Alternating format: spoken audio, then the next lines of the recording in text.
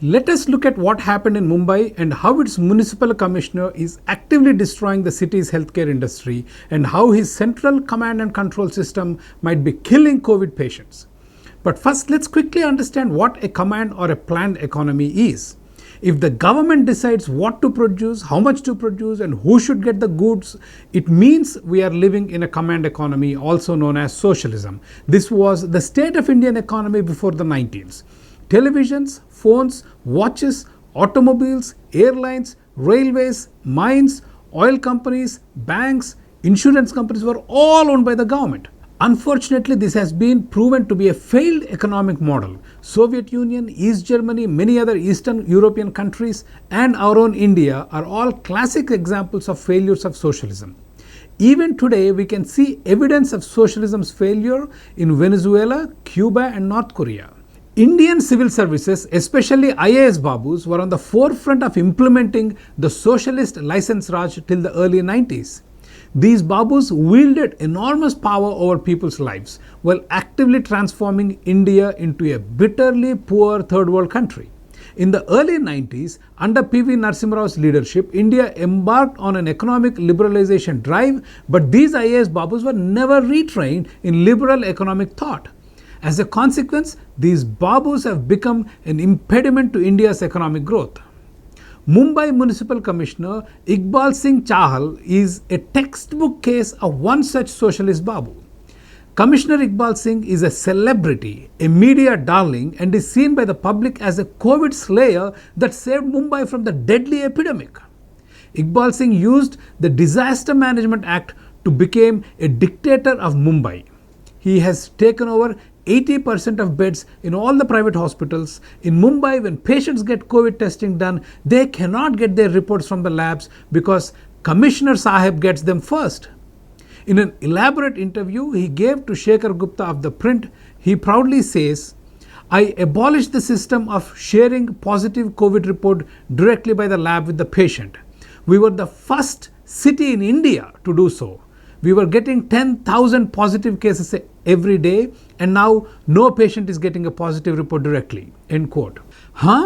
This cracks me up. He is proud that he is the first in India to rob Mumbaikars right to their own lab results for which they have paid through their nose. It gets better. He goes on to defend his position by saying, if 10,000 reports are shared, there will be chaos in the city, which is happening in other cities of India. No, Sahib, there is no chaos in other Indian cities because of labs giving reports to people.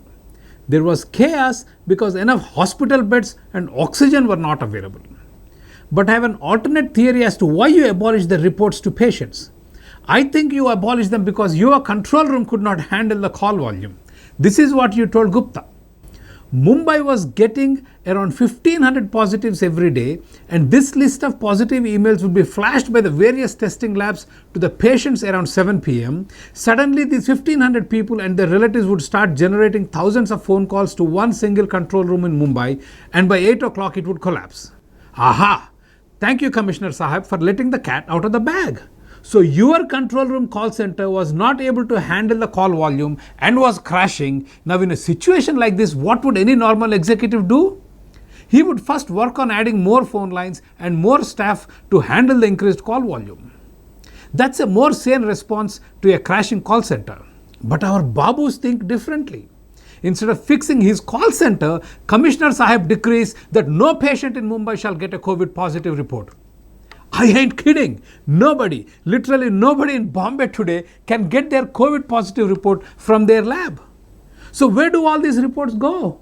They go to the Commissioner Sahib's office. Astounding, isn't it? Since nobody in Bombay is getting a report, nobody is calling Commissioner Sahib's call center. Since nobody is calling the call center, it no longer crashes. Voila! Babu fixed the control room problem. I am not making this shit up, guys. This is real, and this would be funny if it were not tragic. But here's the better part.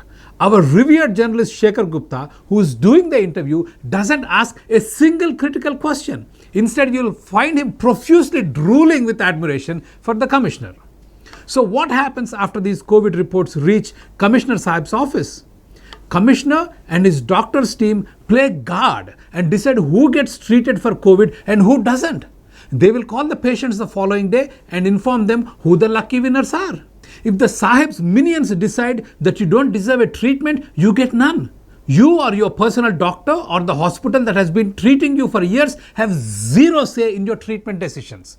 Every doctor will have a different treatment philosophy. When I got COVID, other than paracetamol, my doctor refused to give me any medication. He said he will put me on other medicines only if the symptoms get worse. Whereas when my cousin tested positive, her pulmonologist immediately put her on Dolo, ivermectin and Doxy. The point I'm making here is there is no one size fits all when it comes to treatment. In fact, the debate over the use of ivermectin and hydroxychloroquine for COVID treatment is still raging in the scientific community. Babus cannot understand this nuanced approach. For them, COVID is a cookie cutter treatment. For Commissioner Iqbal Singh, all residents of Mumbai are equal, just like all the sheep in my farm are equal to me. He proudly proclaims that everybody in Mumbai pays the same irrespective of whether they get treated in a star-rated top-of-the-line hospital or in a filthy rat-infested BMC-run hospital.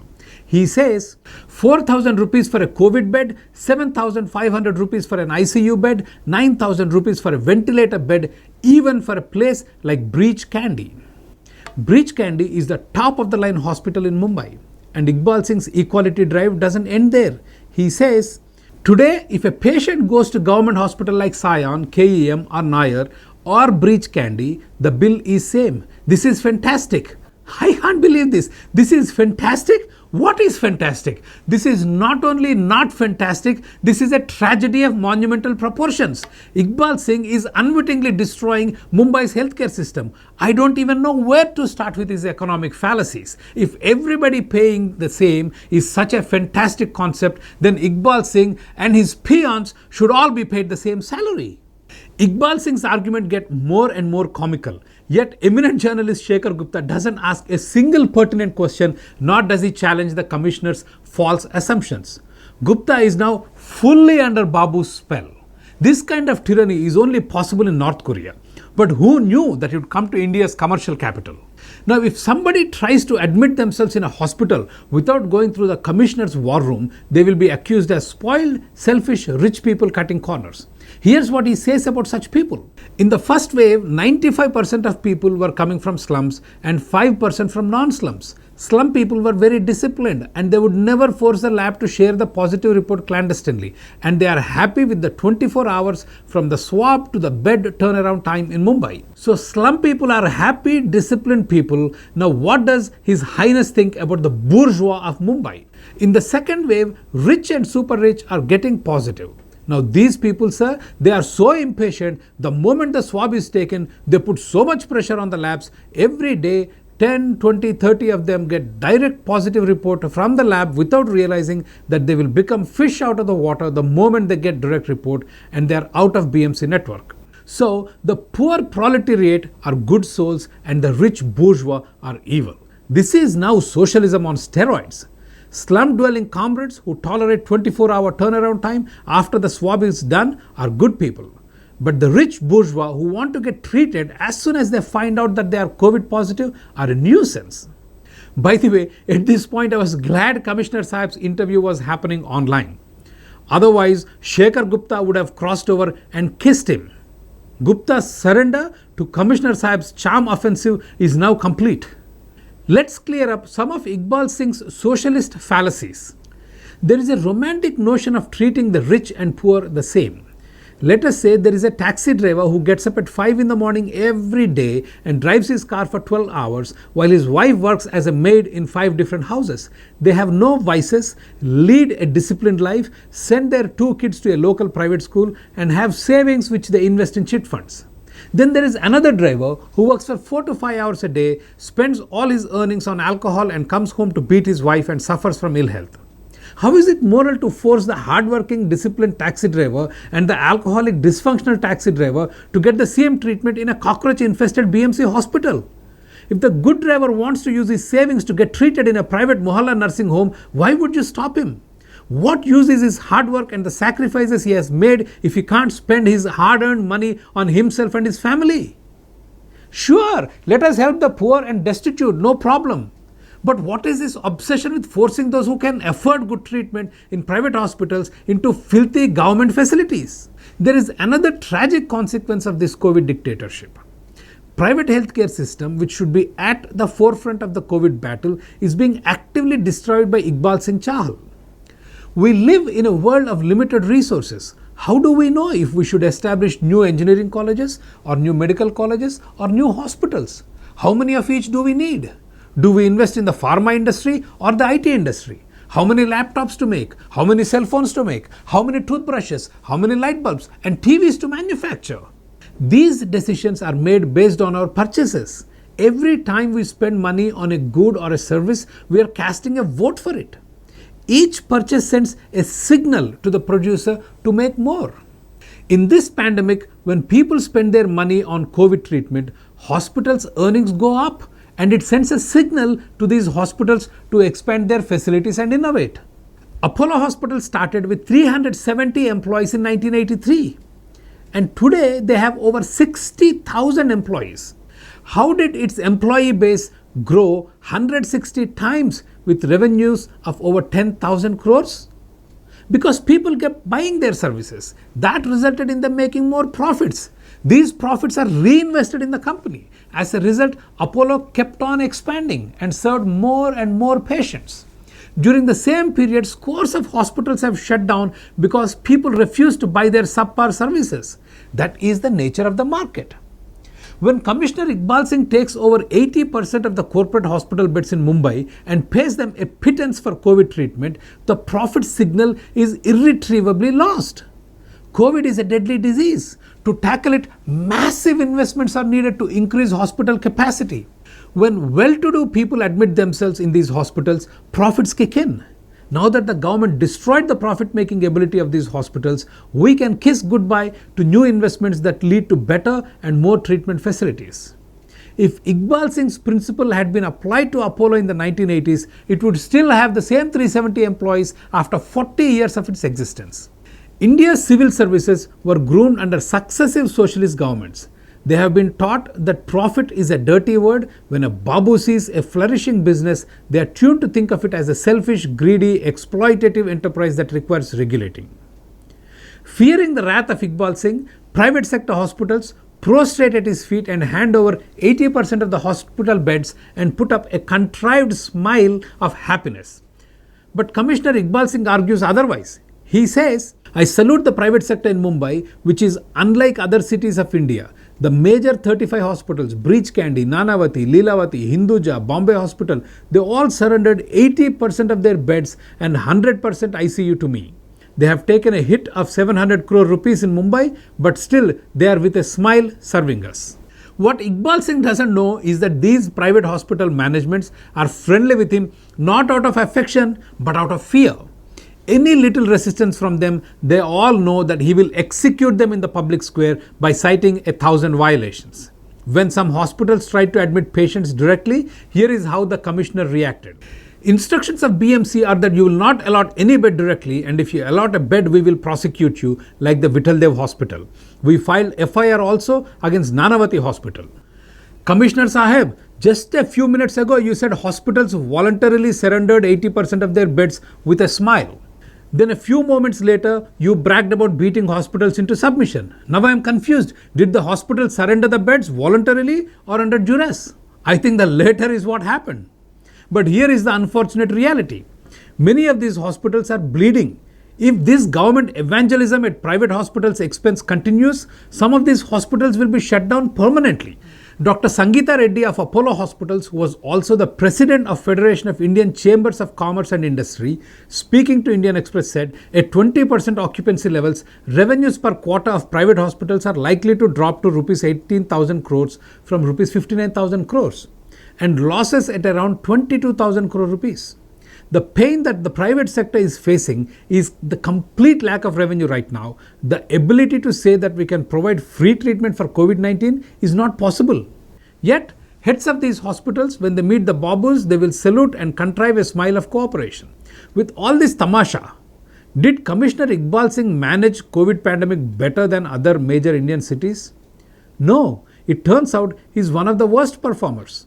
When we looked at district-wise COVID infection data published by the Development Data Lab, Mumbai district is the worst performing district among the districts of Delhi, Pune, Chennai, Bengaluru and Kolkata. Mumbai district has the highest 202 COVID infections for every 1,000 people. Now, Commissioner Iqbal Singh may argue that he has been transparent with reporting COVID test results and hence their numbers are high. Yes, there is some merit to that argument. We then looked at another important statistic. Among COVID positives, how many died? If Mumbai is such a role model for the country and hospital beds are empty because Iqbal Singh is managing it so well, then death should be low. Surprise, surprise. Here also, Mumbai district is the worst among its peers with highest deaths of 20 for every 1,000 COVID positive patients. Clearly, the Mumbai success story, which even the Supreme Court Judge Chandrachud was going gaga about, is all smoke and mirrors. Government cannot and should not be the judge of who gets COVID treatment and who does not. Playing God is immoral. Central command control systems by design do not work. Mumbai looks like a well-greased machinery because hospitals are not overflowing. Hospitals are not overflowing because BMC is stopping people from going to the hospitals. Government-induced delay in getting treatment right away and government screening for treatment winners could be one of the important reasons why deaths are highest in Mumbai district when compared to other metropolitan districts. Also, private hospitals, like the government hospitals, have no incentive to provide high quality treatment to the patients because the fee is capped and the government will keep sending patients irrespective of the quality of treatment. That can also result in higher deaths. There is no doubt COVID patients in India have endured immense hardships during both waves of the epidemic. But to attribute these failures to corporate greed and profiteering is a joke. Even to this day, in a country of 130 crore people, nobody from Kashi to Kanyakumari can start a medical college without getting approval from the corrupt Delhi babus. Why does a state need permission from Delhi's intractable and corrupt bureaucracy to start a medical college? There has been a dire scarcity of doctors in India since the day we got independence. State and central governments have killed the entrepreneurial spirit in medical sciences with their nonsensical regulations. It is a miracle that even these many private hospitals are running today. After 7 decades of self-rule, we Indians have hardly learnt anything from our past socialist mistakes that turned India into a third world mess. We still love to deify Iqbal Singhs and demonize Pratap Reddy's. The cancer of socialism has crept into our DNA.